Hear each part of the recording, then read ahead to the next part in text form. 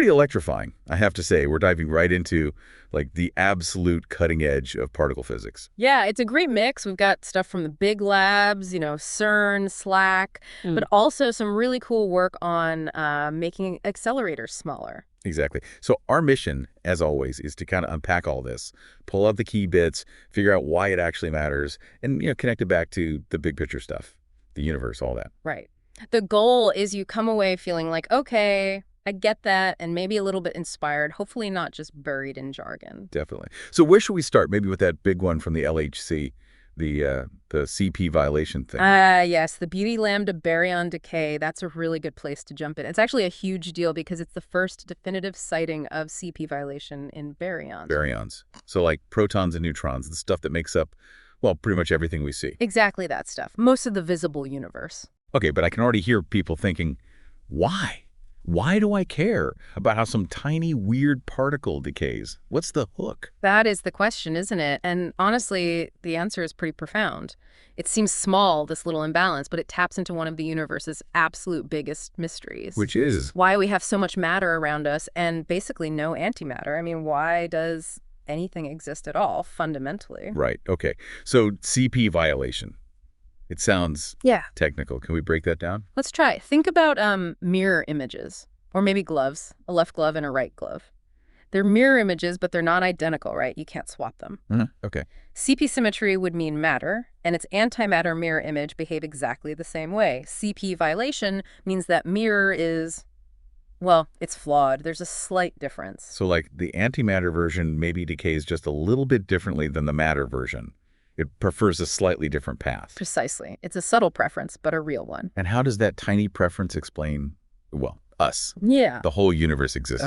Well, the standard idea, the Big Bang Theory, it suggests matter and antimatter were created in equal amounts right at the start. Okay. But if they were perfectly symmetrical, perfectly equal in behavior, they should have just annihilated each other completely. Boom. Nothing left but energy. Leaving. Yeah. Yeah, nothing. Just light. Maybe. Exactly.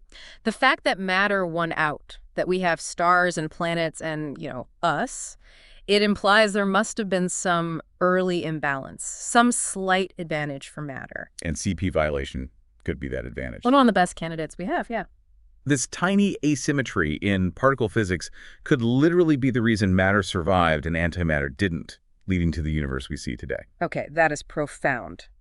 So this specific experiment at CERN, the Beauty-Lambda baryon, what did they actually see? So the LHCb experiment, that's one of the big detectors at the LHC. They were looking very closely at how this Beauty-Lambda baryon, that's EB for short, decays. And that's a baryon, so 3 quarks, like a proton. Yep, made of 3 quarks. And they compared its decay to the decay of its antimatter partner, the anti-Beauty-Lambda baryon. And they found a difference. Was it obvious? Obvious is maybe too strong a word. It's subtle, but statistically it's rock solid. They found about a 2.45% difference in the rates these particles decay through certain pathways. 2.45%. Doesn't sound like a lot, maybe. In everyday life, no. But in fundamental physics, where you often expect perfect symmetries, a difference like that is huge. It screams that something interesting is going on with the fundamental forces. So this difference, what does it imply? Does our main theory, the standard model, account for this? Or is this new? That's the really exciting part. The standard model does include CP violation. We know it happens. But the amount it predicts from the particles and forces we know, it's not really enough. Not enough to explain the matter-antimatter gap we see in the universe. Exactly. The known sources in the standard model just don't seem to provide enough asymmetry. So finding this new, clear example in baryons, it's a massive clue. A clue that maybe there's more CP violation out there than the standard model predicts. Precisely. It could be pointing towards, undiscovered particles or maybe even new fundamental forces that contribute to this asymmetry. It opens the door to physics beyond the standard model. Wow. So understanding this tiny difference could actually rewrite our basic understanding of particles and forces. That's the hope. It could be a key piece in solving that puzzle of why matter dominates the universe.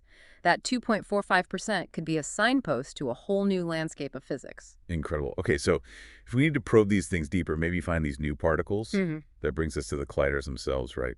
What's next after the LHC? Are we talking bigger machines? We are indeed.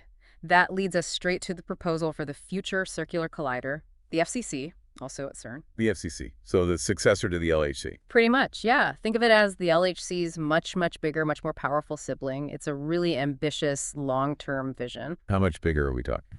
Significantly bigger. The plan is for a tunnel with a 91-kilometer circumference. 91 kilometers. That's what? Almost 3 times the size of the LHC? Roughly, yeah, and buried deep, like 200 meters down, under the border between France and Switzerland. Okay, that's vast.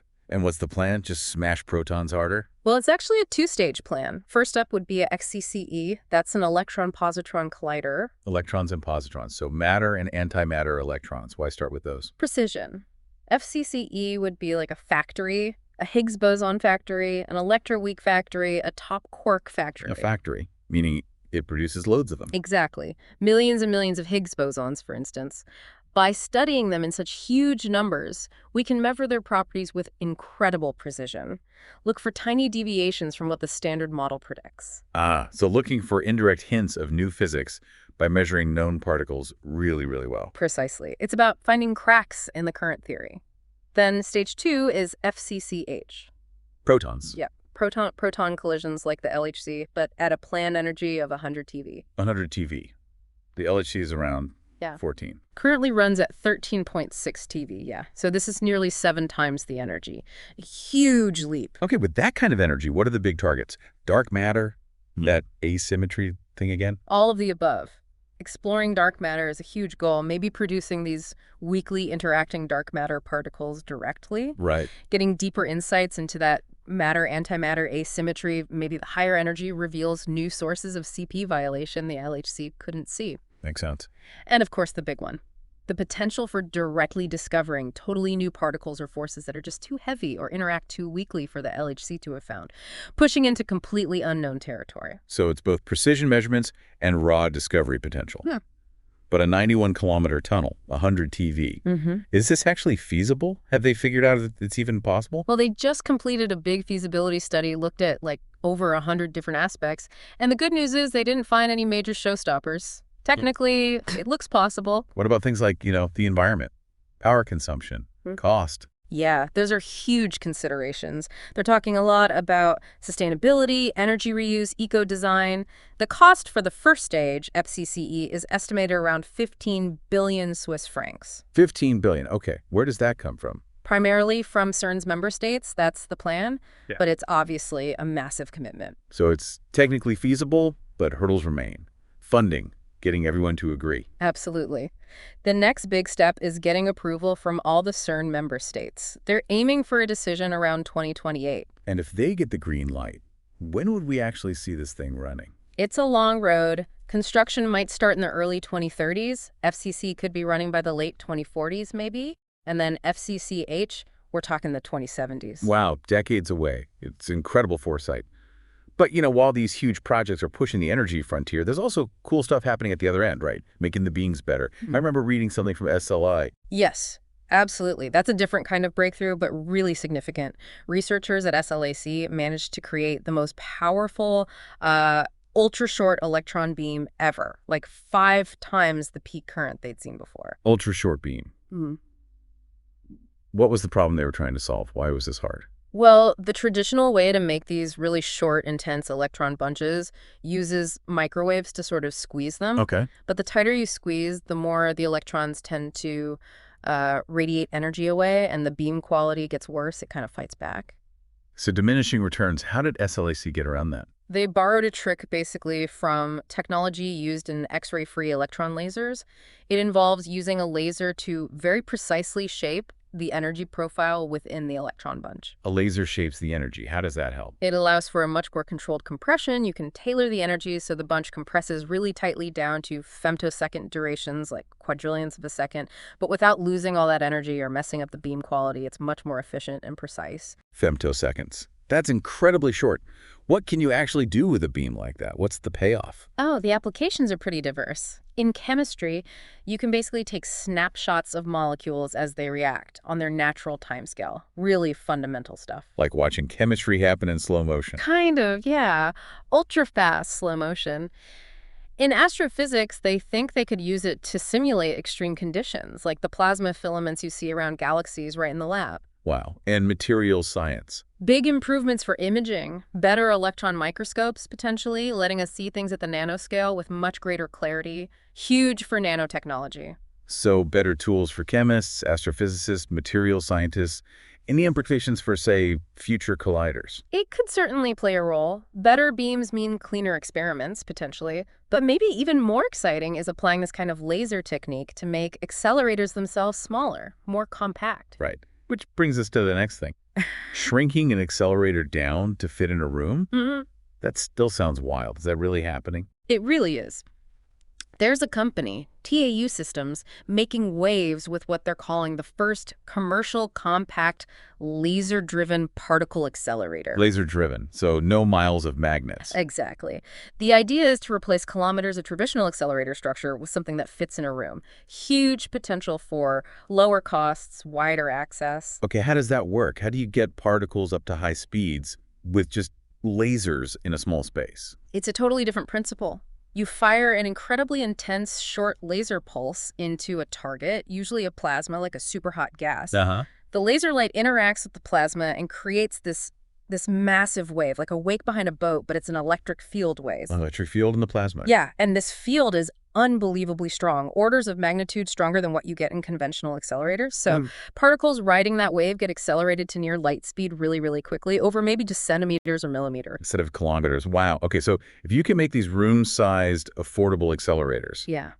what can you use them for? Is this just for physics research? Oh, far from it. The applications they're targeting are really broad.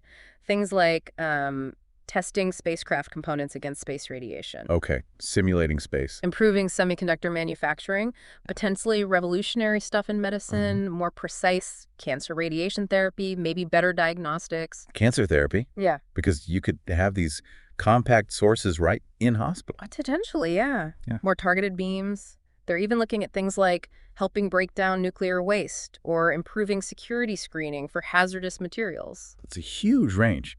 Is this technology actually out there being used now? TAU Systems has set up TAU Labs in California. It's an R&D hub, but also a facility where industry and researchers can actually use their systems for testing and experiments.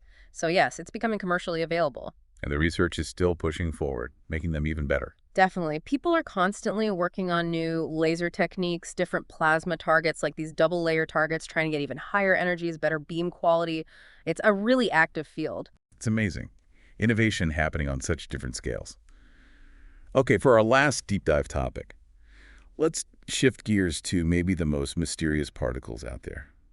Neutrinos, the ghost particles. What's new with them? Neutrinos. Always fascinating because they barely interact with anything, right? Trillions pass through us every second. But yeah, there have been some really important recent results, especially from the Katrin experiment in Germany. God. They were trying to weigh the neutrino, weren't they? Yeah. Which sounds almost impossible. That's exactly their goal, specifically the electron antineutrino. And they've just published the most precise limit yet on its mass. Okay, what did they find? Is it heavy? Light? Incredibly light. Their result shows the mass has to be less than 0.45 electron volts. 0.45 eV. How small is that, really? It's tiny. Less than 1/1000th the mass of a proton. It's astonishingly small. This really tightens up our understanding. But why does knowing the mass of something so incredibly light even matter? What does it tell us? It actually has huge implications. For one, cosmology. Even though they're individually light, there are so many neutrinos left over from the Big Bang that their collective mass actually influences how large structures like galaxies formed. So they affect the shape of the universe on the biggest scales. They do, yeah. And fundamentally, the fact that neutrinos have mass at all is weird. The basic standard model doesn't really explain it easily, so measuring the mass gives us clues about physics beyond the standard model. How they get their mass might involve new particles or interactions. Another hint of new physics.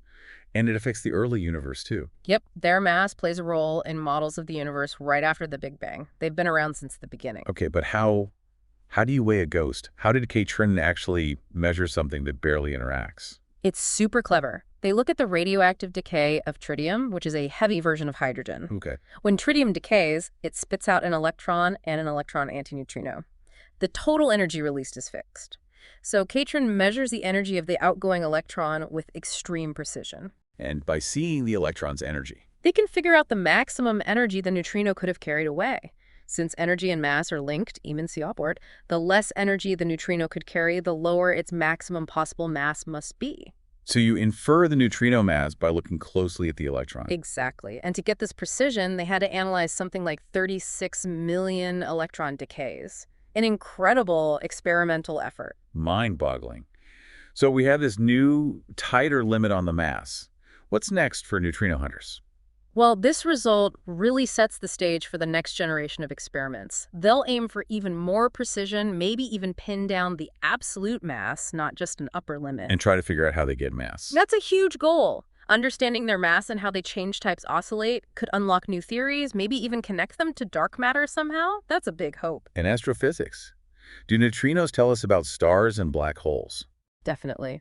Better mass measurements help us interpret signals from high-energy neutrinos coming from things like colliding black holes or gamma-ray bursts. They're like messengers from the most violent events in the cosmos. It's just amazing. Studying these nearly invisible particles tells us that everything from the Big Bang to galaxy formation to maybe even new fundamental forces. Absolutely. When you put all these breakthroughs together, the CP violation, the plans for FCC, the beam technology, the compact accelerators, the neutrino results, it paints this really vibrant picture. We're pushing boundaries everywhere. Yeah, from the absolutely massive scale of the FCC down to the tiny scale of neutrino mass and femtosecond electron pulses. Yeah. It really shows the breadth of particle physics today. It's about understanding those fundamental asymmetries, building the tools for the future, making technology more accessible, and chasing down the universe's most elusive secrets. It's a really exciting time in the field. It definitely leaves you thinking. All these different angles trying to piece together the fundamental nature of reality. So maybe a final thought for everyone listening as you process all this. If you consider the implications of CP violations suggesting matter's dominance isn't fully explained, and the ongoing hunt for dark matter, this invisible stuff making up most of the universe, what does that really suggest about what the universe is fundamentally made of and where it might be heading? Makes you wonder what other huge secrets are still out there, doesn't it? It certainly does. Lots to ponder. We'd love to hear what resonated most with you from this deep dive. What sparked your curiosity? Let us know.